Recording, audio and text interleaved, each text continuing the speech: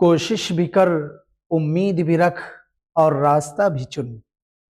कोशिश भी कर, उम्मीद भी रख और रास्ता भी चुन,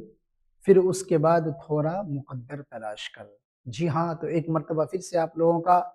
नाज़िम एकेडमी 01 पर खुशामदीद और स्वागत करता हूँ। मैं हूँ महबूब आलम कासमी और आज मैं आप लोगों के बीच में आया हूँ क्लास 12th वालों के लिए, ख़ास तौर से लेकर के उनकी सबसे अहम और सबसे इम्पोर्टेंट किताब कहकशां हिस्सा दोम का चैप्टर नंबर 5 और चैप्टर नंबर 6 को, है ना, कि चैप्टर नंबर 5 में आप क्या कहते हैं, हिजरत को जानेंगे कि हिजरत किसे कहते हैं। हिजरत का ताल्लुक जो है सिन्फ़ इंशाइया से है। और उसके बाद फिर हम चैप्टर नंबर 6 के अंदर जानेंगे दास्तान, कि दास्तान पहले बताएंगे मुख्तसर दास्तान क्या होती है, और उसके बाद दास्तान के अंदर जो है वो वाक़या बयान किया गया बागो बहार का, है ना, उसको अंदर जो है बहुत अच्छे तरीके से जो है ना उसमें बताया गया है और किस्से को बयान किया गया है, तो हम उसको जानेंगे। तो आइए हम और आप उसको पढ़ेंगे और शुरू करेंगे। इससे पहले मैं एक दो बातें मैं आपको बता देता हूँ कि देखिए, दो चीज़ें होती हैं, एक होता है कि वक्त का कम होना और दूसरी होता है कि वक्त का ना मिलना। दोनों मजबूरी हमारे पास है ना। वक्त भी नहीं मिल पाता है ज़्यादा बिजी होने की वजह से, और वक्त भी कम है ना। तो वक्त भी ना नहीं मिल पाती और वक्त भी कम है, दोनों चीज़ें मतलब हमारे पास जो है कम है। तो इसलिए हमको इस मुख्तसर से वक्त के अंदर एक अच्छी तैयारी करनी है, ताकि हमको क्या कहते हैं एग्ज़ाम के अंदर अच्छे नंबरात से कामयाब होना है। और यही क्या कहते हैं वह वक्त वक्त ही पर जो है एक शेर मुझे याद आया कि वो राहत इंदौरी का शेर है, बड़ा प्यारा शेर है। कहते हैं कि रास्ते में फिर वही पैरों का चक्कर आ गया, रास्ते में फिर वही पैरों का चक्कर आ गया, जनवरी गुजरा नहीं था फिर दिसंबर आ गया। तो चलिए अब उसको हम पीछे छोड़ते हुए अपने सबक को शुरू करते हैं।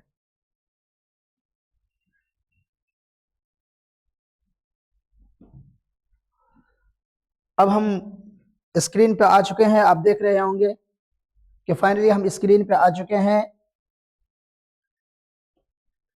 और यहाँ पे मैं लिखा हूँ अहमद जमाल पाशा, यानी हम जो चैप्टर नंबर 5 को है, चैप्टर नंबर 5 जो है उसमें किसका बयान है, हिजरत का। किसका बयान है, हिजरत का। किसका बयान है, यहाँ पे नहीं लिखा है, हिजरत का। किसका है, हिजरत का, याद रखिएगा हिजरत। और हिजरत का ताल्लुक किस सिन्फ से है, सिन्फ इंशाइया से है। वैसे आगे होगा तो आ सकता है, लिखा हुआ होगा तो, नहीं तो यहाँ पे भी बता दिया, उसको याद रखिएगा। तो मैं सबसे पहले आपको यह बात मालूम है अच्छे तरीके से कि किसी भी मतलब अगर कोई भी वाक़या हो, मज़मून हो या कोई भी चीज़ हो, किस्सा कहानी वाली हो, अफ़साना हो, अगर लिखी जाती है तो सबसे पहले उसके राइटर जो होते हैं, मुसन्निफ़ जो होते हैं, मुसन्निफ़ के हालात को बयान किया जाता है। तो इसके जो मुसन्निफ़ है वो हिजरत के मुसन्निफ़ जो है वो कौन है, अहमद जमाल पाशा। कौन है, अहमद जमाल पाशा। आइए हम अहमद जमाल पाशा के बारे में कुछ मुख्तसर जानते हैं, उसके बाद आगे हम वो फिर हिजरत के अंदर जो है क्या चीज़ें हैं वो भी मुख्तसर तौर पे आपको बता देंगे, और फिर उसके अंदर जो रिलेटिव सवाल होंगे उससे मुताल्लिक उसको बताएंगे। 1929 में इलाहाबाद के मोहल्ले खुल्दाबाद, इलाहाबाद के मोहल्ले खुल्दाबाद, इलाहाबाद के मोहल्ले कहाँ, खुल्दाबाद में क्या हुए, पैदा हुए। इलाहाबाद के मोहल्ले खुल्दाबाद है ना, ये खुल्दाबाद है, समझे कि नहीं, ये ऐसे होता है, खुल्दाबाद में पैदा हुए। उनके वालिद का नाम शुजाअत हुसैन था। शुजाअत हुसैन, क्या नाम था, शुजाअत, नाम याद रखिएगा, शुजाअत नाम होता है, बहादुरी के माने होते हैं। और दादा का नाम नजफ अली, दादा का नाम क्या था, नजफ अली था, दादा का नाम नजफ अली था। तो इतना याद हो गया। कब, 1929 इनकी पैदाइश हो गई। 1929 कितनी हो गई, क्या हो गई, पैदाइश हो गई। याद, अहमद जमाल पाशा की पैदाइश कब हुई, तो क्या लिखना है, 1929। कहाँ पैदा हुए, तो इलाहाबाद में। कौन, इलाहाबाद में कहाँ, तो इलाहाबाद के मोहल्ले खुल्दाबाद में पैदा हुए। उनके वालिद का नाम शुजाअत हुसैन था और उनके दादा का नाम नजफ अली था। कहते हैं उनके वालिद की 2 शादियां हुई, यानी उनके वालिद जो है 2 शादी किए हुए थे। अहमद जमाल पाशा दूसरी बीवी, यानी अपने वालिद के जो दूसरी बीवी थी, 2 शादी में से वो दूसरी बीवी थी सरवरी खातून। क्या नाम था, सरवरी खातून के बतन से थे, यानी ये दूसरी बीवी जो है उनकी अहमद जमाल पाशा के जो वालिद थे, क्या, शुजाअत हुसैन, शुजाअत हुसैन, हाँ शुजाअत हुसैन थे ना, उनकी दूसरी शादी थी और दूसरी बीवी का नाम क्या था, सरवरी खातून। तो उन्हीं से पैदा हुए थे। कहते हैं कि 1940 में लखनऊ चले आए। 1940 में, यानी इलाहाबाद में रहते थे, तो इलाहाबाद से कहाँ चले आए, वो लखनऊ चले आए। और लखनऊ कहाँ आए, अमीना, और लखनऊ के अमीनाबाद में, है ना, अमीनाबाद, उसमें और कुछ दिया है कच्चा, ये क्या दिया हुआ है کہ اس میں جو ہے نا کیا مکان خریدا, کہاں خریدا, امین آباد, لکھنؤ میں ایک جگہ ہے امین آباد, وہاں پہ کیا مکان خریدا جس کا نام سروری منزل رکھا ہے, سروری منزل یعنی اپنے ماں کے نام پہ سمجھیے, ہے نا, اپنے ماں کے نام پہ سروری نام تھا نا ان کی والدہ کی, والدہ کا نام کیا تھا سروری, تو سروری نام تھا اس لیے جو ہے نا سروری منزل رکھا. کب 1940 میں, 1950 کو کوئنس ہائی اسکول لکھنؤ سے میٹرک کیا, یعنی کب کیا 1950 میں, کہتا ہے وہ میٹرک کی ایگزام کس سن میں مکمل کیا, تو کیا ہے 1950 میں, کہاں سے مکمل کیا ہے, تو کوئنس ہائی اسکول لکھنؤ سے, ہے نا, یہ سوال بن سکتا ہے, اس لیے ساتھ ساتھ میں آپ سوال کو سمجھے ہو. پھر کہتے ہیں کہ 1953 میں کرسچن کالج سے انٹرمیڈیٹ, یعنی انٹرمیڈیٹ کا کیا ہے امتحان پاس کیا, امتحان کی انٹرمیڈیٹ کیا وہاں سے, کب 1953 میں, یعنی 1953 میں وہ انٹر کیے, کہاں سے کیے, کرسچن کالج سے, کہاں لکھنؤ میں ہی.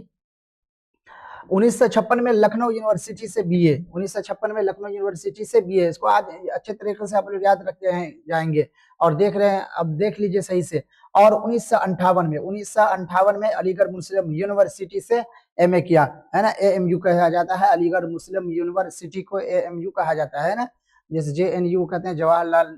نہرو یونیورسٹی, ہے نا, اے ایم یو یعنی علی گڑھ مسلم یونیورسٹی سے کیا کیا, ایم اے کیا.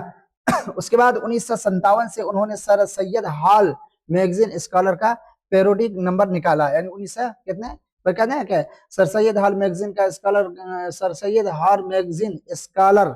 یہ نام ہے اسکالر, اسکالر کا پیروڈی کب نکالا, پیروڈی نمبر پر کب نکالا تھا بھائی 1957 کو. اور 1957 میں بھی یعنی اسی سال جھلک بک ڈپو, یعنی 1957 میں جھلک بک ڈپو علی گڑھ نے ان کی کتاب مجاز کے لطیفے شائع کی, ہے نا, ان کی کتاب کو شائع کیا, وہ کتاب کا نام کیا تھا, مجاز کے لطیفے. آگے چلتے ہیں, آگے کہتے ہیں کہ علی گڑھ سے لکھنؤ آ گئے, پھر علی گڑھ سے کہاں گئے, لکھنؤ آ گئے, یعنی تعلیم مکمل کرنے کے بعد. اور ماہ نامہ اودھ پنچ, ماہ نامہ اودھ پنچ, کیا نام تھا, ماہ نامہ کا اودھ پنچ کا اجرا کیا انہوں نے, یعنی نکالا اس کو. اور کیا کہتے ہیں 1961 میں قومی آواز اور قومی آواز روزنامہ کے شعبہ ادارت میں شامل ہوئے, شعبہ ادارت میں شامل ہوئے, کب قومی آزاد روزنامہ کے کب 1961 میں. اس کے بعد کہہ رہے ہیں 1976 تک,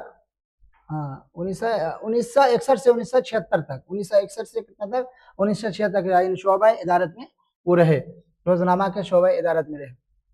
اس کے بعد کہتے ہیں کہ ان کی بھی شادی دو ہی, ان کی بھی کیا ہے, کس کے, احمد جمال پاشا کی بھی دو شادی, ان کے والد شجاعت علی کا بھی کیا ہے دو شادی, شجاعت حسین کی بھی دو شادی تھے, تو ان کی بھی دو شادی. دوسری شادی 1966 میں سروری جہاں سے ہوئی, یعنی پہلی بیوی کا ذکر نہیں ہے لیکن دوسری شادی کا بھی اور دوسری بیوی کے نام کا بھی ذکر ہے, سروری جہاں سے, کہ جو بعد میں سرور جمال کے نام سے وہ کیا ہے مشہور ہو گئی. کون, سروری جہاں, سرور جمال کے نام سے, مجھے کیونکہ نام احمد جمال تھا نا, جمال نام تھا اس لیے. 1976 میں مستقل قیام کے لیے اپنے سسرال سیوان چلے آئے, یعنی اس کی جو شادی ہوئی تھی دوسری, کہاں اسے معلوم ہوتا ہے کہ کہاں ہوئی تھی, سیوان ہوئی تھی. تو سیوان جو شادی ہوئی تھی, تو کہہ رہے ہیں کہ وہ مستقل قیام کے لیے, مطلب مستقل طور پر وہ اپنے سسرال میں بس گئے, یہ سمجھ لیجیے, چلے آئے بسنے کے لیے. جہاں 1976 میں ذکیہ آفاق اسلامیہ کالج, وہی سیوان میں ذکیہ آفاق اسلامیہ کالج میں اردو کی ملازمت ملی, یعنی ان کو کب ملی, 1976 میں. سب سن یاد رکھیے گا. 1987 28 ستمبر کو دوران ملازمت دل کا دورہ پڑنے سے پٹنہ میں انتقال ہو گیا, یعنی پٹنہ میں انتقال ہوا, اس کا مطلب ہے کہ وہ علاج و معالجہ کے لیے کہاں آئے ہوں گے, پٹنہ آئے ہوں گے علاج کرانے کے لیے. تو دل کا دورہ پڑا تو لے کے آئے ہوں گے پٹنہ میں, تو کیا ہے پٹنہ میں اس کا انتقال ہو گیا. اور کہتے ہیں کہ انتقال ہونے کے بعد 29 دسمبر یعنی 29 ستمبر یعنی 28 ستمبر کو انتقال ہوا. 28 کا تلہٹہ یعنی جو سیوانی کا ایک حصہ تھا, ہو سکتا ہو کہ وہ سسرال ہی ان کا گاؤں کا نام ہو, میں تدفین ہوئی, ہاں وہیں تدفین ہوئی. کہتے ہیں کہ ان کا جو ہے نا احمد جمال پاشا کا خاص میدان کیا تھا, کہتے ہیں طنز و ظرافت کا ان کا خاص میدان تھا. طنز و ظرافت یاد رکھیے گا اس کو, طنز و ظرافت ان کا کیا تھا, خاص میدان تھا, یعنی اس کے اندر مہارت تھی اور وہ زیادہ تر اسی میں جو ہے نا مہارت رکھتے تھے, ہے نا. غالب اکیڈمی نے 1986 کا ساگر سوری غالب ایوارڈ انہیں عطا کیا, یعنی غالب اکیڈمی جو ہے انہیں کو, کس کو, ساگر سوری غالب ایوارڈ کس کو ملا تھا, یعنی احمد جمال پاشا کو. تو یہ احمد جمال پاشا کے بارے میں جو ہے آپ کو ان کے حالات کے بارے میں سے, ان کی کتابیں ہیں جو آپ کی کتاب کے اندر دی ہوئی ہے, 11 کتابوں کے نام غالباً نہیں 16 کتابوں کے نام, کتنے کتابوں کے نام, 16 کتابوں کے نام لکھے ہوئے ہیں. آپ ان کو وہاں سے بھی یاد رکھیں, لیکن اس کو آپ میں یہاں پہ نوٹ کر دیا ہوں اس لیے کہ آپ اس کو دیکھ لیں گے اور اس میں سے جو ہو سکتا ہے تو آپ سب کو اچھے طریقے سے یاد کر لیں گے، ذہن میں بٹھا لیں گے، یا کم سے کم اتنا تو تعداد یاد رکھیں گے کہ ان کی 16 کتاب آپ کہہ دیں کہ آپ کی کتاب کے اندر احمد جمال کی کتنی کتابوں کا نام ذکر کیا گیا ہے، تو کیا کہنا ہے 16 کتابوں کے نام ذکر کیے ہیں، ان میں سے کچھ کے نام لکھیے، پورے تو نہیں کر سکتے ہیں، کچھ کے نام لکھیے، یا تو 2 کے لکھیے، یا 3 کے لکھیے، یا 5 کے لکھیے، تو اس لیے آپ یاد کر لیں گے کہ 5 کے لکھنے کا تو کوئی بھی 5 آپ کو یاد بتا دیں گے، تو کیا کہتا ہے، اور یہ یاد بھی رکھے کہ ہو سکتا ہے وہ سوال بن جائے کہ یہ کتاب کس کی لکھی ہوئی ہے، تو وہ آپ بتا سکتے ہیں۔ اندیشہ شہر ستم ایجاد لذت آزاد، مضامین پاشا چشم حیرا، ہے نا، پتیوں کا چھڑکاؤ، ظرافت اور تنقید، اردو کے 4 مزاحیہ شاعر، فن لطیفہ گوئی، ملا نصیر الدین کے لطیفے، ہے نا، مجاز کے لطیفے، میں سیریل نمبر بھی دار جو آپ دیکھ رہے ہوں گے اور اچھے طریقے سے شوکت تھانوی کی مزاحیہ صحافت، اس کے بعد آتا ہے دنیا کی لوک کہانیاں، اس کے بعد ہے بہادر ٹمبا، اور اس کے بعد آتا ہے ہجویات ہوگا، کیا ہوگا، ہجو کا معنی ایک ہوتا ہے مدح اور ایک ہوتا ہے ہجو یعنی کسی کی برائی کا، ہجویات ہے میر، ہے نا، غالب سے معذرت کے ساتھ، غالب سے معذرت کے ساتھ، تو یہ کل 16 ہو گئے، یہ ان کی تصنیفات میں لکھے ہوئے، ان کی کتابوں کے نام لکھے ہوئے جو آپ کے نصاب کے اندر، آپ کی کتاب کے اندر بھی دیا ہوا ہے۔ اب آگے چلتے ہیں، یہ تو مصنف کے بارے میں ہم نے پڑھ لیا، اب جو دیکھتے ہیں ہجرت کے اندر کیا چیزیں بیان کی گئی ہے نا، کہتے دیکھیے یہ آپ کے جو ہجرت ہے، آپ کو بتایا تھا کہ ہجرت کا تعلق کس صنف سے ہے، ہجرت کا تعلق صرف انشائیہ سے، میں نے کہا تھا کہ آگے آ سکتا ہے لکھا ہوا، ہجرت کا تعلق صرف ہے، دیکھیے ہجرت کے اندر جو ہے نا اس میں جو ہے نا ایک طریقے سے خانہ بدوش کے واقعہ کو بیان کیا گیا ہے، اور بڑا دلچسپ انداز میں جو ہے نا وہ احمد جمال پاشا نے اس کے اندر اس خانہ بدوش کے جو ہے وہ ساری چیزوں کو بیان کرتا ہے اور کہتا ہے کہ دیکھو خانہ بدوش ایک ایسے ہیں کہ جسے جو ہے نا ہر جگہ جہاں بھی جاتے ہیں وہ وہیں اس کا جو سمجھیے وہ مکان ہو جاتا ہے، وہیں اس کا ملک ہو جاتا ہے نا، اور وہیں جو ہے نا وہ اس پڑاؤ ڈال دیتے ہیں، اسے جو ہے نا کسی چیز سے کوئی لگاؤ نہیں ہوتا، اگر 10 دن یہاں ہے تو 5 دن وہاں، ہے نا، اور کیا کہتے ہیں بنجارہ، اس میں جو ہے ہجرت کے اندر جو ہے وہ بنجارہ کا لفظ ذکر گیا، اور بندانہ ہی کو خانہ بدوش کہا جاتا ہے، میں خانہ بدوش کہہ رہا ہوں تو یہ بھی یاد رکھیے گا، اور سوال میں یہ آئے گا کہ بنجارہ کا دوسرا نام کیا ہے، تو بنجارہ کو کیا کہا جاتا ہے، تو خانہ بدوش کہا جاتا ہے۔ ایک عام انسان سے ہٹ کر کے جو ہے نا ان لوگوں کی زندگی جو ہے کہ وہ لوگ جو ہے نا وہ زندگی کا لطف اور ایک مزہ اٹھاتا ہے، لیکن اس کے ساتھ ساتھ اس کو خطرہ بھی رہتا ہے، کیا ہے خطرہ، یہ رہتا ہے کہ کہیں پہ کہیں چلا گیا اور کوئی بھی کیا کہتے ہیں مقدمہ لگا کر کے کبھی اس کو پھنسایا جا سکتا ہے، پکڑایا جا سکتا ہے، کبھی بھی ان لوگوں کے اوپر ہے نا یہ ڈر لگا رہتا ہے کہ کسی مقدمے میں یہ پھنس جائے اور جیل کے اندر سلاخوں کے اندر یہ لوگ ڈالے جائیں، سمجھے کہ نہیں۔ اس کے برخلاف عام لوگوں کی زندگی ایسی نہیں ہوتی ہے نا، اس کی زندگی تو یہ سمجھیے کنویں کے میٹک والی حال ہو جاتی ہے نا، کیا ہے کہ مطلب وہی بس اپنا گھر، اپنا یہ یاد ہے نا، وہی ساری چیزیں رہتی ہے اس کو، ہے نا، وہ اپنے گھر کے جو ہے نا بنانے کے لیے سفر کرتا رہتا ہے، دور دراز جاتا ہوتا ہے، تو ایک طریقے سے وہ بھی کیا ہے، عام لوگ بھی جو ہے نا وہ ہجرت کرتے ہیں، یعنی پردیس کا جانا، پردیس چلا جانا، یہ بھی کیا ہے ایک طریقے سے ہجرت ہی ہوا نا۔ ہجرت کا تعلق، ہجرت کئی طرح کے ہوتے ہیں، ایک بات یاد رکھیے گا، ہجرت ایک دائمی ہجرت ہوتی ہے، ایک کہتے ہیں عارضی ہجرت ہوتی ہے، میں بتا رہا ہوں کہ دائمی ہجرت اور عارضی ہجرت جیسا کہ کوئی پردیس وغیرہ جاتا ہے کمانے وغیرہ کے لیے، کچھ دنوں کے لیے جاتے ہیں، کچھ سال کے لیے جاتے ہیں، پھر آ جاتے ہیں، پھر یہاں رہ کر کے پھر چلے جاتے ہیں، ہے نا، یا کوئی کہیں پہ جاتا ہے 1 دن 2 دن کے لیے، تو وہ بھی ایک ہجرت ہی ہوتی ہے، سمجھیے۔ ایک دائمی ہجرت ہوتی ہے، دائمی ہجرت کا مطلب ہوتا ہے کہ سب کچھ میں یہاں پہ رہ رہا ہوں اور یہاں کی جگہ کو چھوڑ چھاڑ کر کے میں جو ہے نا ساری چیزوں کو ختم کر کے ہمیشہ کے لیے شفٹ ہونے کے لیے دوسری جگہ چلا گیا یا دوسرے ملک چلا گیا، تو اس کو کیا کہا جاتا ہے، دائمی ہجرت کہا جاتا ہے، اس کو کیا کہا جاتا ہے، دائمی ہجرت کہا جاتا ہے۔ تو یہ کتاب کے اندر نہیں ہے لیکن میں بتا دیا ہوں، میں اپنے سے کہ ہجرت آدمی کرتے ہیں، تو یہ کہہ رہے ہیں کہ ہجرت سے کسی کو کہتے ہیں چھٹکارا نہیں ہے، ہر انسان کو ہجرت ملا ہے، اور ایک ہجرت تو وہی ہے کہ کیا کہتے ہیں ہجرت کا حکم اس کو جنت سے ملا تھا، یعنی ابن آدم کو، یعنی انسان کو، اور پھر انسان جو ہے نا وہ اپنے سفر دوبارہ جو ہے اس جگہ کی طرف ہجرت کریں گے، انسان کی جو آخری ہجرت ہوگی وہ آخری ہجرت سے مراد موت کو لیتے ہیں، یعنی وہ آخرت کا سفر ہوگا، وہ موت جو آئے گی اس سے اس کی آخری ہجرت ہو جائے گی، اس کے بعد وہ اس کے ہجرت کا سلسلہ ختم ہو جاتا ہے۔ خیر، تو ہجرت کے اندر یہ ساری چیزوں کو بیان کیا گیا ہے۔ اب ہم اس کے جو کچھ مختصر سے سوال ہوں گے جو امپورٹنٹ اور ضروری، اس کو ہم سمجھتے ہیں۔ ہجرت کا تعلق سوال بنے گا کہ ہجرت کا تعلق کس صنف سے ہے، تو ہم کو کیا ہم ڈائریکٹ لکھتے ہیں کہ ہجرت کا تعلق صنف انشائیہ سے ہے۔ آپ کو کہ بنجاروں کو کیا کہا جاتا ہے، بنجاروں کو کیا کہا جاتا ہے، تو کیا کہیں گے، بنجاروں کو خانہ بدوش کے نام سے بھی جانتے ہیں، یعنی بنجاروں کو کس نام سے جانتے ہیں، یا بنجاروں کو کیا کہا جاتا ہے، تو خانہ بدوش کہا جاتا ہے، خانہ بدوش کیا ہر ملک معاشرت ہے، ہر ملک معاشرت سے کیا مراد ہے، یعنی وہ ہر ملک گویا کہ ہمارا اپنا دیش ہے، اپنا ملک ہے نا،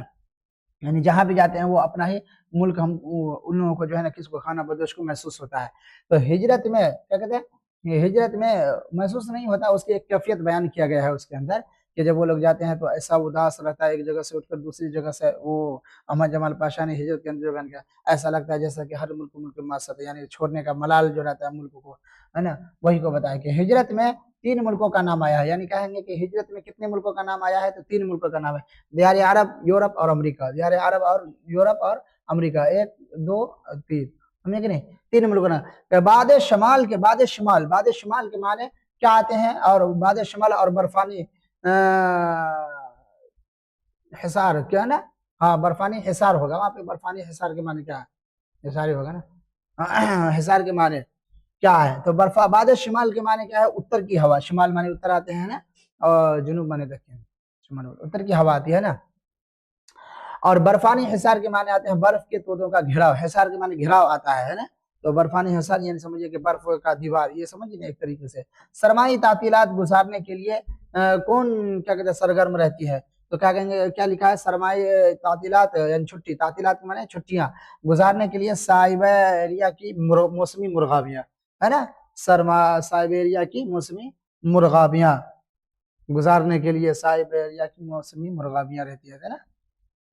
اور کہتے ہیں کہ نمبر 7 میں ہے کہ مہذب انسان خانہ بدوش کے مقابلے میں معذور ہے، یعنی مہذب انسان خانہ بدوش کے مقابلے میں کیسا ہے، تو کیا کہیں گے معذور ہے، کیونکہ اس کے ساتھ بہت ساری ذمہ داری ہوتی ہے نا، مہذب انسان تو خانہ بدوش تو آزاد ہے نا، اس کو کوئی یہ نہیں کر سکتا ہے، اور اس کو تو بہت ساری فکر رہتی ہے، مان لیجئے گھر پہ ہے، بیوی بچے ہیں، بال بچے ہیں، اور اس کی دیکھ ریکھ، مکان کا، پھر بہت ساری ذمہ داریاں ہوتی ہے، کاروبار وغیرہ، تو عام انسان، مہذب انسان خانہ بدوش کے مقابلے میں معذور ہوتے ہیں۔ کہ مغرب کو غلامی کی علامت، مغرب کو کس کی علامت کہا گیا ہے، تو کیا ہے، مغرب کو غلامی کی علامت کہا گیا ہے، یعنی مغرب کا سفر کرنا خاص طور سے، اور مغرب کے معنی کیا آتا ہے، یعنی یورپ وغیرہ کو کہا گیا مغرب۔ اور جنت سے ابن آدم کو حکم سفر ہوا، کس کو ہوا تھا، یعنی ہجرت کا جو پہلا حکم ہوا تھا جنت سے آدم علیہ السلام کو دیا گیا تھا نا، تو وہی ابن آدم۔ انسان کی آخری ہجرت موت ہے، انسان کی آخری ہجرت کیا ہے، موت ہے، یعنی انسان جب آخری سفر کرے گا تو اس کے آخری ہجرت کیا ہوگی، موت ہوگی۔ تو یہ تو کیا کہتے ہیں، ہجرت کے اندر جو ہے کچھ امپورٹنٹ چیزیں تھی وہ آپ کو بتایا گیا ہے۔ اس کے بعد آپ کتاب ہے، کتاب کو تو آپ کو پڑھنے ہی پڑیں گے، آپ کتاب کے اندر پڑھیں گے، اور اس کے اندر آپ کو معلوم ہوگا کہ کیا چیزیں کس طریقے سے اس کے اندر بیان کیا ہے، 2-3 مرتبہ آپ پڑھیں گے تو آپ کو خود معلوم ہو جائے گا۔ اچھا، جو مین چیزیں ہیں وہ ہم آپ کو حل کرا ہی دیتا ہوں، دیکھیے اس میں آئیں گے آخر میں آپ کو الفاظ سے متعلق، الفاظ اور مترادف۔ مترادف کے معنی کہتے ہیں ایک جیسے الفاظ، یعنی دونوں کا سیم الفاظ الگ الگ ہو لیکن معنی دونوں کے ایک ہو۔ تو بعد معنی ہوا آتے، باد صبا نے جھوم کے کانوں میں یہ کہا، ہے نا، وہ ایک شعر ہے نعت کا، ایک یہ ہے نا، باد صبا نے جھوم کے کانوں میں یہ کہا، حیا علی الصلاۃ حیا علی الفلاح، باد صبا، سمجھے نا، صبا، تو وہی ہوا آتی ہے یہاں پر۔ نرغا کے معنی آتے ہیں حصار، یعنی، اور حصار کے معنی ہیں گھیراؤ، یعنی ایک قلعہ کی طرح رہتا ہے، گھیر لینا۔ تعطیل کہتے ہیں فرصت کو، اور تعطیل کے معنی چھٹی بھی آتی ہے، یاد رکھیے گا۔ فعال کے معنی ہے متحرک، اور ایک معنی اور آتا ہے سرگرم، متحرک اور سرگرم دونوں ہوگا، متحرک اور سرگرم یعنی جو آدمی جو ہے ایکٹیو، اس کو ایکٹیو کہا جاتا ہے، جو آدمی ایکٹیو ہوتا ہے اسی کو متحرک کہا جاتا ہے، فعال کہا جاتا ہے، سرگرم کہا جاتا ہے۔ حصار کے معنی گھیراؤ، یہاں کو اوپر بتایا تھا۔ یلغار ہے نا، یلغار کے معنی حملہ کرنا ہے نا، ان کی یلغار ہے نا، کہتے ہیں یلغار کے معنی کہتے ہیں، یلغار حملہ کو کہا جاتا ہے۔ اغیار کے معنی آتے ہیں غیر، بیگانہ، اور کیا کہتے ہیں دوسرا، ہے نا، یہ سب معنی ہو جائیں گے اغیار کے۔ تو یہ ہوا الفاظ اور مترادف، یعنی یہ الفاظ تو الگ الگ ہیں لیکن کیا کہتے ہیں، یہ الفاظ آپ کے کتاب میں دیے گئے، اور اس کا جو ہے نا یہ مترادف میں بتا دیا ہے آپ کو۔ اب یہاں پہ آیا ہے الفاظ اور ازداد، یعنی آپ کو یہ الفاظ دیے جائیں گے، ابد، اجتماعی، سرما، مغرب، بہار اور حیات، عزت، یہ 7 الفاظ ہیں آپ کی کتابوں کے اندر ہے۔ اس کا آپ کو کہہ رہا ہے ازداد، یعنی اس کا اپوزٹ الفاظ لائیے، ضد بنائیے، ہے نا، جیسے دن کا ضد ہوتا ہے رات، سورج کا چاند، ہے نا، تو ایسے کہتے ہیں۔ یہ ابد کا ضد ہے ازل، ازل، ہے نا، ابد کے ضد ہے کیا؟ ازل، ابد سے لے کر ازل تک، یعنی ابتدا سے لے کر انتہا تک۔ ابد کے معنی ابتدا اور ازل معنی انتہا، سمجھیے۔ اللہ کے ذات ازل سے لے کر ابد تک ہے۔ اجتماعی، اجتماعی کا اپوزٹ آتا ہے انفرادی۔ اجتماعی کے معنی آتا ہے ایک جٹ، ہے نا، اجتماعی طور پر، یعنی سب آدمی مل کر کے، یعنی اگر کوئی شکایت کرنا ہے تو کہیں گے کہ چلو اجتماعی طور پر چلتے ہیں، اجتماعی طور پر چلتے ہیں کہاں شکایت کرنے کے لیے یا کسی کو کوئی پیغام پہنچانے کے لیے، اور تو سب آدمی مل کر کے جانا، یہ اجتماعی طور پر ہوتا ہے۔ ایک ہوتا ہے انفرادی طور پر، یعنی ایک ایک آدمی کر کے، ہے نا، ایک ایک آدمی کر کے۔ تو سرما، سرما جانتے ہیں سرد موسم کو کہا جاتا ہے، اور گرما گرمی موسم کے، ہے نا۔ مغرب کیا؟ مشرق ہے، مغرب کا معنی پچھم، اور مشرق معنی پورب۔ بہار کیا آتا ہے؟ خزاں، ہے نا، بہار، موسم بہار اور موسم خزاں، موسم خزاں ہے یہ، موسم خزاں۔ حیات، حیات کا اور موت آتا ہے، حیات معنی زندگی، موت تو جانتے ہیں۔ عزت، عزت کا ذلت آتا ہے، اپوزٹ الفاظ، ہے نا۔ تو یہ تو ہو گئے الفاظ اور ازداد۔ اب ایک اور ہوں گے کچھ الفاظ آپ کے سامنے دیا گیا ہے جمع کی شکل میں۔ کس کی شکل میں؟ جمع کی شکل میں۔ جمع کی شکل میں وہ الفاظ دے کر کے آپ کو کہا گیا ہے کہ آپ اس کا واحد بنائیے، اس کا کیا بنائیے؟ واحد۔ اس لیے یہ کیا ہے؟ جمع کا واحد، جمع کا واحد۔ دیکھیے سب سے پہلے یہ الفاظ آپ کے وہ کتاب میں آئیں گے جمع والی، ظلمات، احساسات، تلفظ میں یاد رکھیں، دھیان دیجیے گا۔ آبادیوں، کنویں، خواہشات، متحرکات، نرغے، ہے نا، کیا ہے؟ ظلمات، احساسات، آبادیوں، کنویں، خواہشات، متحرکات اور نرغے، اور کیا ہے؟ نرغے، نرغے، نرغے کو نا، ہاں دیکھیے، ظلمات کا واحد آتا ہے ظلمت، تاریکیہ۔ احساسات کا واحد آتا ہے احساس، آبادیوں کا آبادی، کنویں کا کنواں، خواہشات کا خواہش، متحرک کا متحرکات کا معنی متحرک، ہے نا، متحرک وہ فعال جو آتا ہے نا یہاں متحرک، وہی ہے، اور نرغے کا نرغہ۔ تو یہ جو ہے آپ سمجھیے، تو آپ ہم لوگوں کا جو ہجرت سے متعلق جو چیزیں تھی، جو ہجرت کے سوال میں آیا تھا، یہ چیزیں ہم نے پڑھ لیا، میں نے ہجرت کا چیپٹر یہاں پہ مکمل ہوا، اور بھی بہت ساری چیزیں آپ کو ہجرت کے اندر ہے۔ کتاب پڑھیں گے تو کتاب کی کہانی کے اندر بہت ساری باتیں بتائی گئی ہے، آپ اس کہتے ہیں۔ لیکن جہاں تک آپ کو کیا کہتے ہیں مختصر سوال، یعنی آبجیکٹو سوال کے طور پر، یا پھر کیا کہتے ہیں ون لائنر سوالات جو ہوتے ہیں، یعنی مختصر سوالات، ایک ہوتا ہے معروضی سوالات، ہے نا، معروضی یعنی ایک نمبری، اور مختصر مطلب کہتے ہیں کہ جو ون لائنر ہوتا ہے اور ایک مختصر ترین سوالات ہوتا ہے، اس میں سے جو اہم اہم یا بلکہ سمجھے لگ بھگ ساری چیزوں کو آپ کے سامنے بیان کر دیا۔ مصنف کے حالات میں آپ نے سب چیزوں کو دیکھا۔ اس کے بعد جو الفاظ کے متعلق تھے، کچھ اردو قواعد سے متعلق، یہ ساری چیزیں اردو قواعد سے متعلق تھی۔ اردو قواعد سے جو متعلق قواعد تھے، الفاظ تھے، وہ میں نے آپ کے سامنے بیان کر دیا۔ اب ہم آپ چلتے ہیں چھٹے صنف کے طرف، اور وہ کیا چیپٹر کی طرف۔ چھٹا چیپٹر جو ہے، اور چھٹا چیپٹر کیا ہے؟ یہ داستان ہے، یہ داستان ہے، کیا ہے یہ؟ داستان۔ 6 داستان، داستان، داستان کس کو کہا جاتا ہے؟ دیکھیے، داستان اصل میں قصہ ہی کہانی ہوتی ہے نا، یہ افسانہ، اور یہ جو کیا کہتے ہیں، یہ اسی طریقے سے جو مضمون ہوتے ہیں، انشاء مان لیجیے قصے، کہانیاں، یہ ساری چیزیں جو نثر وغیرہ جو ہوتے ہیں، یہ افسانے سے، داستانی ہی سے پہلے اس کو داستانی کہا جاتا تھا، اب اس کا نام بدل کر کے کئی ساری چیزیں لکھی دی گئی، لیکن داستانی ہے۔ کہتے ہیں نا، نہیں ملے گی تیری داستان تک داستانوں میں، ہے نا، داستان تک داستانوں میں، یہ یعنی تم داستانوں میں جو ہے نا، لیکن ایک چیز ہے داستان کے اندر بتا رہے ہیں، دیکھیں آپ کو کہ داستانوں میں ایک ساتھ کئی قصے، متعدد مطلب کئی قصے اس طرح شامل کیے جاتے ہیں کہ وہ الگ الگ آزادانہ وجود تو رکھتے ہیں، وجود تو رکھتے ہی ہیں، وجود تو رکھتے ہی ہیں، کیونکہ آگے والا جملے سے پتا وجود تو رکھتے ہی ہیں، لیکن یعنی الگ الگ، یعنی یہ سمجھیے کہ داستان جیسے مضمون وغیرہ ہوا، یا انشائیہ وغیرہ ہوا، یا افسانے وغیرہ کے اندر ایک کہانی ہوتی ہے، اسی کے بارے میں بتایا جاتا ہے، لیکن داستان کے اندر کہتے ہیں کہ ایک ساتھ کئی قصے بھی بیان کیے جاتے ہیں، اور ان کئی قصے میں الگ الگ ان قصے کو بیان کیا جائے تو بھی کیا ہے، وہ قصہ ادھورا نہیں رہ پائے گا، مکمل ہو جائے گا ہر ایک کے ساتھ، لیکن کیا کہتے ہیں یک بار، یعنی اگر سارے کو ایک ساتھ ملا جاتا ہے، ایک باریک دھاگے سے وہ اصل قصے سے جڑی ہوئی ہوتے ہیں، لیکن ایک باریک دھارے سے، یعنی अलग अलग वजूद रहता है, लेकिन उसका कहीं ना कहीं ताल्लुक एक दूसरे से, कहीं ना कहीं जोड़ एक दूसरे से मिला रहता है, ताल्लुक एक दूसरे से होता है, जिसकी वजह से वो क्या है, क्या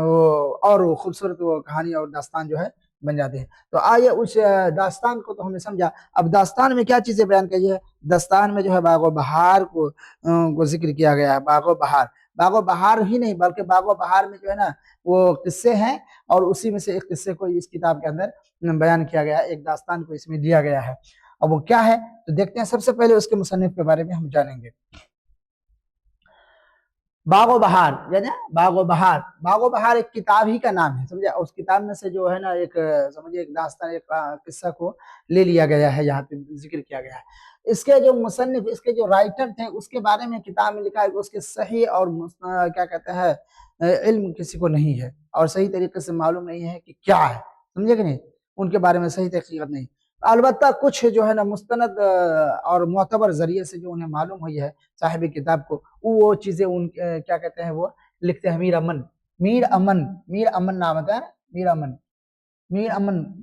किसका, ये बागो बहार के जो मुसन्निफ थे, और मीर अमन नाम है, असल नाम है मीर अमन, असल नाम मीर अमन है, और तखल्लुस उसका लुत्फ है। तखल्लुस उसका क्या था, लुत्फ था, और असल नाम मीर अमन है।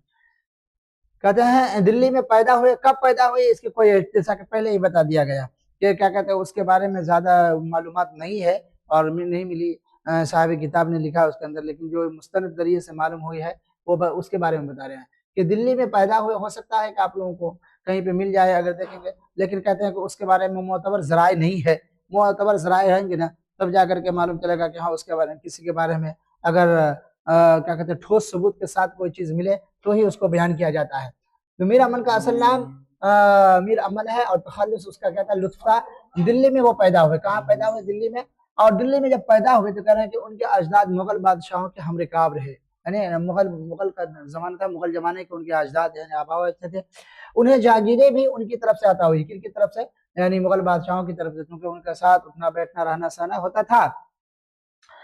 तो रहना सहना होता था, तो उन्हें जागीर यानी जमीन जायदाद वगैरह जो है मुगल बादशाह ने दिए थे उनके। कहते हैं कि दिल्ली के अंदर जब हमला हुआ है ना, दिल्ली में जब हमला हुआ और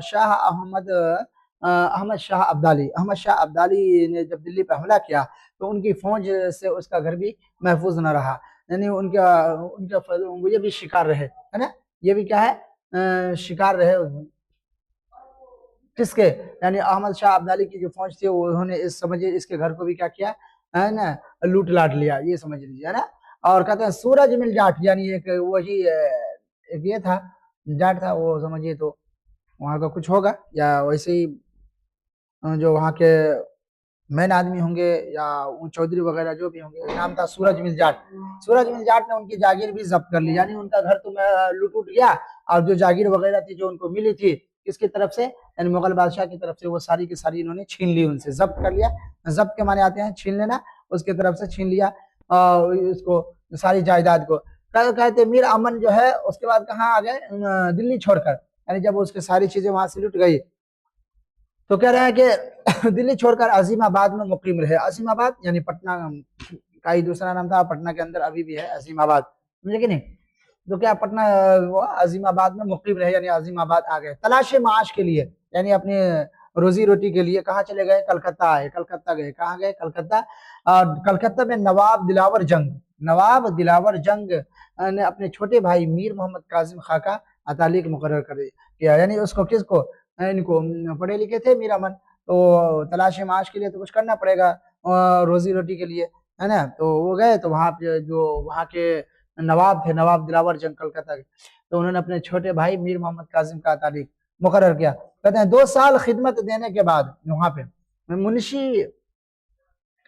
मीर बहादुर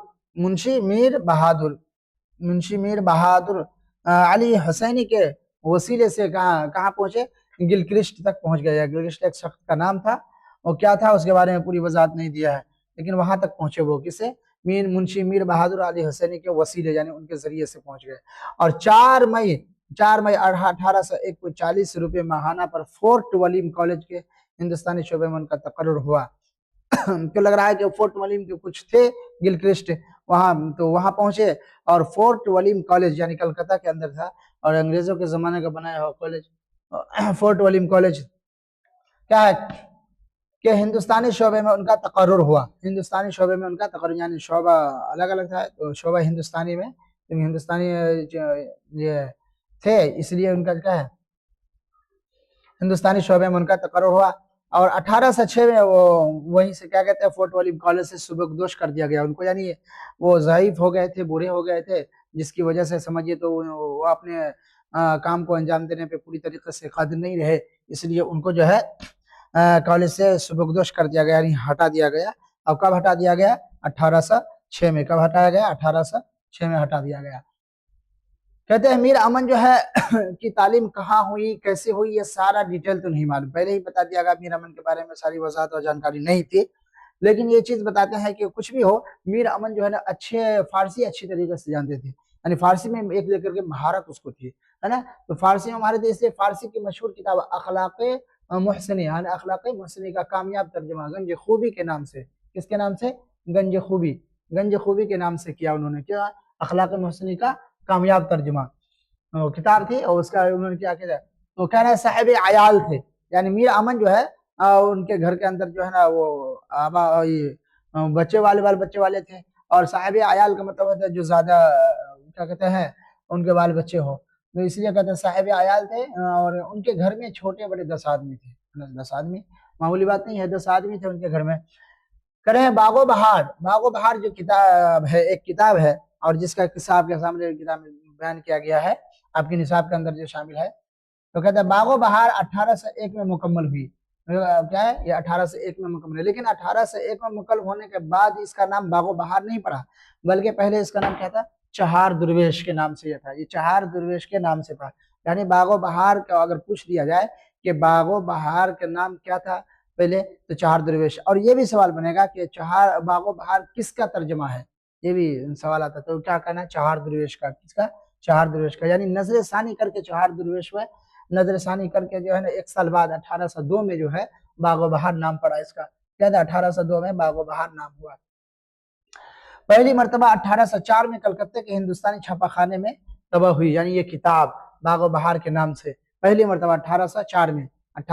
میں کلکتہ کے ہندوستانی چھاپا خانے میں طبع ہوئی, چھپی. فورٹ ولیم کالج میں سب سے زیادہ شہرت اسی کو ملی, یعنی فورٹ ولیم کالج جو تھے وہ اسی کے اندر رہتے تھے اور اس میں سب سے زیادہ شہرت ملی تھی کس کو, یہی کتاب کو. کس کی ملی تھی, یہی کتاب کو. یعنی وہ جو احمد کیا کہتے ہیں میر امن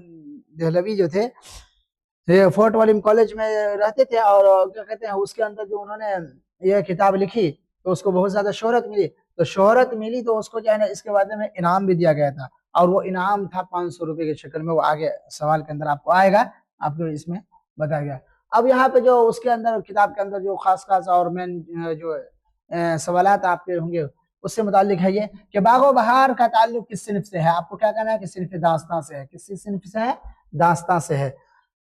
یہ باغ و بہار پر مصنف کو کتنے روپے انعام ملے تھے, 500 روپے انعام ملے تھے. باغ و بہار پر مصنف کو 500 روپے انعام ملے تھے, یہ داستان 500 روپے انعام ملے تھے. کتنے روپے انعام ملے تھے, 500 روپے انعام ملے تھے. باغ و بہار میں 4 درویشوں کے واقعات بیان کیے گئے, یعنی باغ و بہار میں کتنے درویش کا واقعہ بیان کیا گیا, 4 درویشوں کے واقعات بیان کیے گئے ہیں. یعنی اس کے اندر ایک ہوتا ہے کہ کیا کہتے ہیں ملک صادق رہتے ہیں, اس کے اندر ملک صادق کے پاس جاتا ہے اور جو شہزادہ رہتا ہے, ہاں شہزادہ ہوتا ہے نا, وہ شہزادہ جو ہے نا اس کو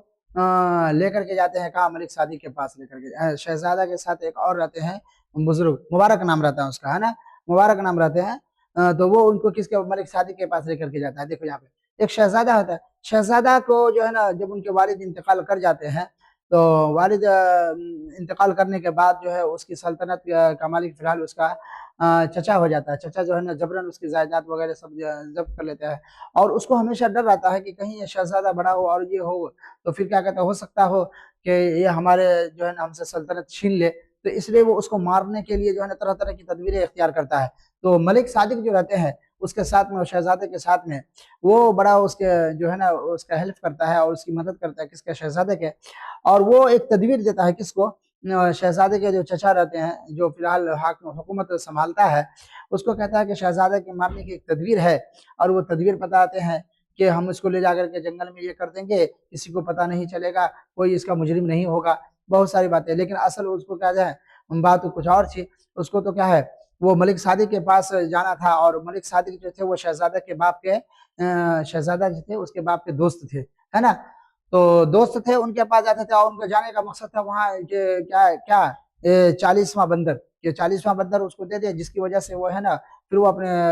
چچا سے جو ہے نا وہ حکومت چھین لے اس کے ذریعے سے، اور پھر وہ کیا ہے حکومت پر قائم ہو جائے، جو باپ کی اس کی جاگیر تھی، حکومت تھی۔ تو خیر وہ پورا ہوتا ہے، اس کے پاس پہنچتے ہیں ملک صادق کے پاس، لیکن ملک صادق جو ہے اس کو ایک تیسرا ایک شرط رکھ دیتے ہیں، اور شرط رکھتے ہیں گل بدن کی تلاش کی، ہے نا، اور اس کو دیتا ہے۔ اس کے بعد کیا کہتے ہیں، وہاں سے پھر شہزادے آتے ہیں، تو ایک فقیر کا اس کا سامنا ہوتا ہے، فقیر مانگنے کے لیے پہنچتا ہے، کوئی کچھ نہیں دیتا، تو شہزادے 1 دینار دیتے ہیں فقیر کو، اندھا فقیر رہتے ہیں وہ، تو اندھا فقیر کو دیتے ہیں، تو اسے دعا بھی دیتے ہیں کہ مقصد کو کامیاب کرے، اور وہ بھی کہتے ہیں کہ تم لگتے ہو کہ کیا ہے کہ کوئی باہر سے آئے ہو، مسافر ہو، تم یہاں کے نہیں ہو۔ یعنی ان کا تجربہ رہتا ہے، ان کا یہ رہتا ہے کہ کوئی یہاں کا آدمی دیتا نہیں ہے، اس لیے ایسا۔ خیر اتنی بات ہونے کے بعد جب وہ جانے لگتا ہے فقیر اندھا، تو پھر وہ اس کے پیچھے پیچھے دونوں پڑ جاتے ہیں، شہزادہ اور وہ جو اس کے ساتھ جو رہتے ہیں مبارک، وہ دونوں چلے جاتے ہیں، تو دیکھتا ہے کہ ایک جگہ ایسی جگہ پہ پہنچتا ہے وہ کہ کھنڈر رہتا ہے، یعنی بظاہر ایسا لگتا ہے کہ وہ بادشاہوں کا محل ہے، لیکن کھنڈر ہوا پہلے سے۔ وہاں جاتے ہیں تو وہ باتیں ہوتی ہے، اس کے ایک آواز آتی ہے اندر سے، اور لڑکی کی آواز آتی ہے، تو پھر کیا کہتے ہیں اس کی طرف متوجہ ہوتے ہیں، وہ کون شہزادہ، اور وہ ساری باتیں ہوتی ہیں۔ اس کے بعد اس کے باپ بیٹی میں جو ہے وہ کچھ ہوتا ہے، وہ کہتی ہے کہ بہت دن سے کچھ کھایا نہیں تھا، ایک فقیر تھا وہ ملا، بولا بہت ساری باتیں، تو وہ شہزادہ جو ہے نا کچھ اور جو ہے نا اشرفی نکال کر کے دے دیتے ہیں اس کو، تو وہ جب دیکھتے ہیں سامنے آتا ہے، تو اور جب اس لڑکی کو دیکھتے ہیں اس کو، تو وہی پرچہ اس کو مل جاتا ہے، تو وہاں پہ ایک بہانہ مار دیتا ہے، وہ یہ نہیں کہتا کہ ہاں ملک صادق نے مجھے بھیجا اس کرنے کے لیے، وہ بہت یہ کہانی ہے، اور اچھی کہانی ہے، اچھی طریقے سے اس کے اندر جو ہے نا بیان کیا گیا ہے، تو خیر وہ ساری چیزوں کا ذکر اس کے اندر ہے۔ اب یہاں پہ ہم دیکھیے پڑھتے ہیں کہ شہزادے کے والد کیا کہتے ہیں، ملک صادق، شہزادے کے والد اور ملک صادق میں کیا تھی، دوستی کا رشتہ تھا، ملک صادق میں دوستی کا رشتہ، یعنی شہزادے کے میں اور ملک صادق میں کون سا رشتہ تھا، تو کیا کہنا ہے، دوستی کا رشتہ تھا۔ شہزادے نے فقیر کو کتنی دینار دی، تو ایک دینار یعنی اشرفیاں دی، کتنے اشرفی، 1 اشرفی۔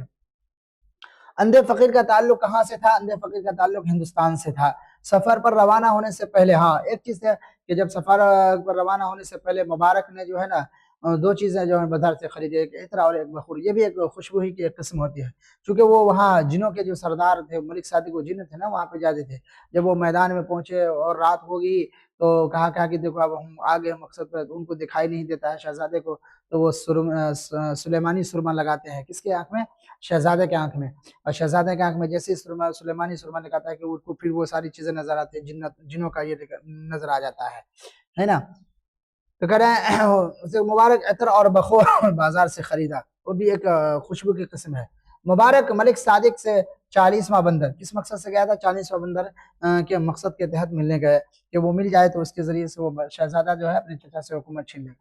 ملک صادق نے شہزادے کی مدد کے لیے کیا شرط رکھی تھی، گل بدن کے تلاش کی شرط رکھی تھی، گل بدن کی تلاش۔ دیکھیے اس کہانی کے اندر جو ہے نا، میں نے بتایا نا کہ شہزادے جاتا ہے ملک صادق کے پر کچھ اور کے لیے، جو ہے نا، لیکن ملک صادق نے اس کو کیا کہتے ہیں،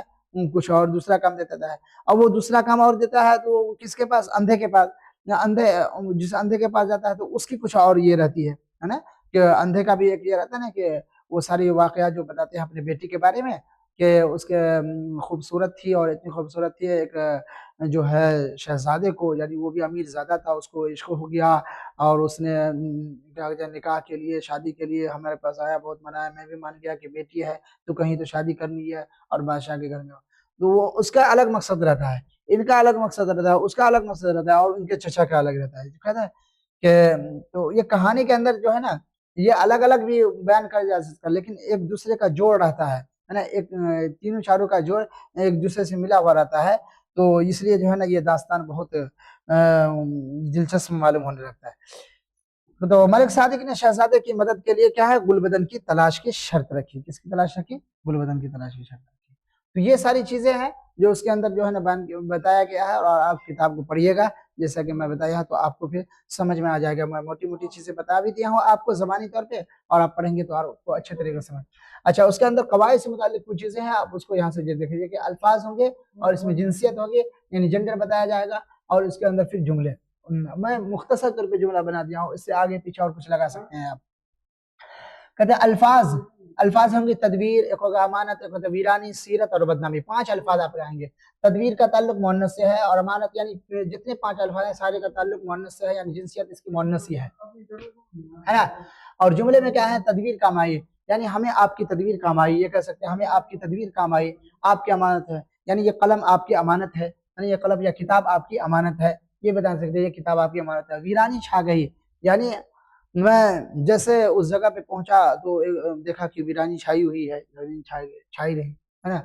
کہتے ہیں سیرت، یعنی نبی پاک صلی اللہ علیہ وسلم کی سیرت ہمارے لوگوں کے لیے کیا ہے؟ نمونہ ہے. اور بدنامی سے بچو، ہے نا، بدنامی سے بچو، بدنامی سے بچنا ہی چاہیے. اور یہاں پہ ہے پھر وہی قواعد سے متعلق الفاظ اور مترادف. مترادف آپ کو بتا دیا گیا کہ الفاظ ایک جیسے ہوتے ہیں، معنی الفاظ الگ ہوتے ہیں، معنی ایک جیسے ہوتے ہیں. بادشاہ، سلطان، یعنی بادشاہ کے جو معنی وہ سلطان کے معنی ہوں گے. تحقیق اور تجزیہ دونوں کے معنی کھوج پریت کرنا ہے، کھوجنا، بننا، تحقیق کرنا. شبیہ اور شکل کہتے ہیں، شکل و شبیہ کہا جاتا ہے. اور پیر، مرشد یعنی شیخ، علم، دانش، ہے نا، نابینا، اندھا. 2 ہو گئے. یہاں پہ ہے الفاظ اور معنی، یعنی یہ الفاظ آپ پڑھیں گے. مرد عجمی کے کیا معنی ہے، مخلصی کے معنی ہے، مجرم کے معنی. مجرم ہے یا محرم ہے، دونوں دے دیا گیا یہاں پہ. ظالم ہے، تدبیر ہے، بندش ہے اور دغدغہ ہے نا. تو مرد عجمی کے معنی ایرانی آدمی کو کہتا ہے نا کہ مرد عجمی کی طرح اس میں بیان کیا گیا. اور مخلصی کا معنی چھٹکارا پانے والا، ہے نا، چھٹکارا دینے والا. سمجھے. مجرم جرم کرنے والے کو کہتے ہیں، اور محرم رازدار، یعنی جو راز کو چھپائے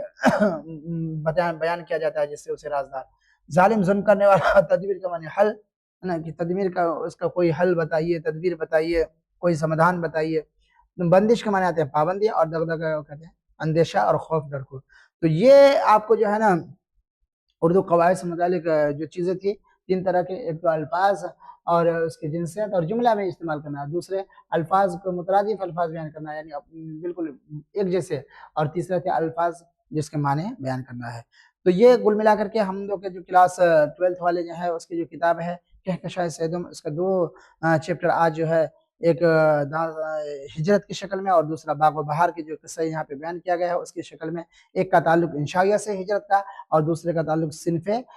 داستان سے تھا. تو آج کا کلاس یہیں پہ ختم ہوتا ہے، اور ہم اینڈ کرتے ہیں. پھر اگلے کلاس میں آپ لوگوں کے ساتھ ملیں گے. جب تک کے لیے اجازت دیجیے. خدا حافظ.